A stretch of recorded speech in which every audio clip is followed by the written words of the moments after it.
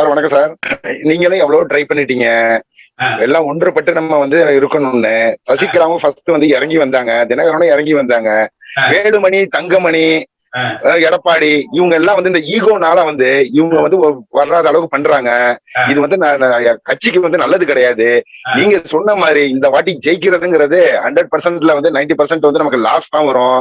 இருக்கிறது ஒரு வாரம். என்ன பண்ண போறோம்னு தெரியல. நான் மன்னார்குடி. இப்ப இந்த மன்னார்குடியா இருக்கட்டும், நாகப்பட்டினமா இருக்கட்டும், திருவாரூரா இருக்கட்டும், இந்த இடத்துல நம்ம ஒன்றுபடலைன்னா கண்டிப்பா ஜெயிக்கவே முடியாது. இப்ப நான் ஒரு தொண்டன். நான் போயிட்டு நான் நாமினேஷன் பண்ண எனக்கு சீட்டு கொடுத்துருவாங்களா? பாக்கி தொண்டை லாஸ்ட் வரைக்கும் கொடி பிடிச்சிக்கிட்டு போஸ்டர் ஒட்டிக்கிட்டு தான் இருக்கணுமா? இது தப்பு.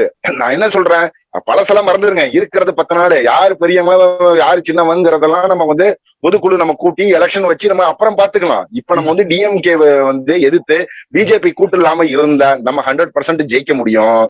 எனக்கு ஒரு விஷயம் சொல்லுங்க. எடப்பாடி பழனிசாமி அவர் பிரைம் மினிஸ்டர் கிட்ட திரு மோடி அவர்கள்ட்ட என்ன கன்வின்ஸ் பண்ணியிருக்காருன்னா, அதாவது தினகரன், சசிகலா இவங்க பிரிக்கிற ஓட்டு திமுகவுக்கு போற ஓட்டு தான் அவங்க பிரிப்பாங்க. அவங்க அதாவது அரசாங்கத்துக்கு எதிரான ஓட்டு இவங்க கிட்ட பிரிகிற பொழுது அதிமுக வெற்றி வாய்ப்பு அதிகமாயிரும். அதனாலதான் ஜெயிக்கிறதுக்கு நமக்கு நல்லது அப்படின்னு சொல்லி ஒரு கருத்தை சொல்லி இருக்கிறாரு. அது உண்மையா? கள நிலவரம் எப்படி இருக்கு? இது 100க்கு 100 பொய். இது 100க்கு 100 பொய். ஃபர்ஸ்ட் பாத்தீங்கன்னா நாகப்பட்டினம் தொகுதியா இருக்கட்டும், திருவாரூரா இருக்கட்டும், மன்னார்குடியா இருக்கட்டும், இதெல்லாம் ஏடிஎம்கே தொகுதி. இதை யாரும் பிரிக்க முடியாது. ஆனா இப்ப தினகரன் பிரிஞ்சு இருக்கிறதுனால இந்த தொகுதியில அசால்ட்டா டிஎம்கே ஜெயிக்கிறதுக்கான வாய்ப்புகள் உண்டு.